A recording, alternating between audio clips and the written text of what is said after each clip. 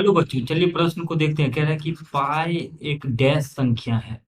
तो दिए गए प्रश्न के लिए हमारे पास जो मुख्य अवधारणा है, यदि हम इस प्रश्न के लिए मुख्य अवधारणा देखें तो अपरिमेय संख्या जो होती है, अपरिमेय संख्या की यदि हम परिभाषा देखें तो अपरिमेय संख्या वह संख्या होती है। तो अपरिमेय संख्या की परिभाषा हम लिख लेते हैं यहाँ पे। वह संख्या वह संख्या जो वह संख्या जो P बटा क्यू के रूप में P बटा क्यू के रूप में नहीं लिखी जा सकती है। P बटा क्यू के रूप में नहीं लिखी जा सकती है। नहीं लिखी जा सकती है, अपरिमेय संख्या कहलाती है। जा सकती है, अपरिमेय संख्या कहलाती है। अपरिमेय संख्या कहलाती है। अपरिमेय संख्या कहलाती है जहां पर, आगे हम लिखेंगे, जहां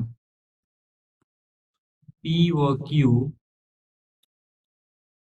पूर्णांक संख्या है। P व Q पूर्णांक संख्या है तथा Q बराबर नहीं होना चाहिए शून्य के।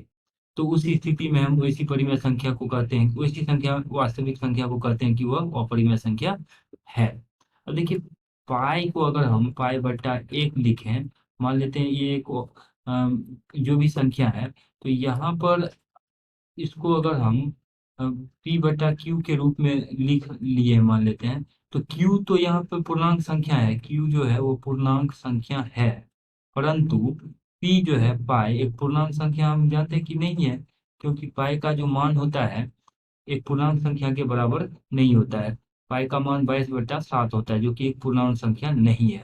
तो इस प्रकार से यहाँ पे जो अंश वाला भाग है, या अर्थात P एक पूर्णांक है और Q पूर्णांक नहीं है, तो इसको हम P बटा Q के रूप में नहीं लिख पाए हैं। कब? जब P और Q पूर्णांक हो, इसलिए कहेंगे कि पाई एक अपरिमेय संख्या है। अपरिमेय संख्या है।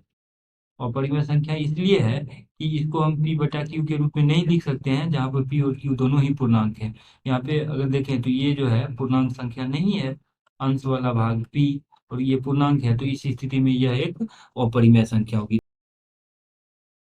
तो यहाँ पे हमने देखा कि पाई एक अपरिमेय संख्या है, तो खाली स्थान में भराएगा कि पाई एक अपरिमेय संख्या, अपरिमेय संख्या है। और यही दिए गए प्रश्न का अभिष्ट उत्तर है। आशा करते हैं कि इस प्रश्न का हल आपको समझ में आया होगा। धन्यवाद।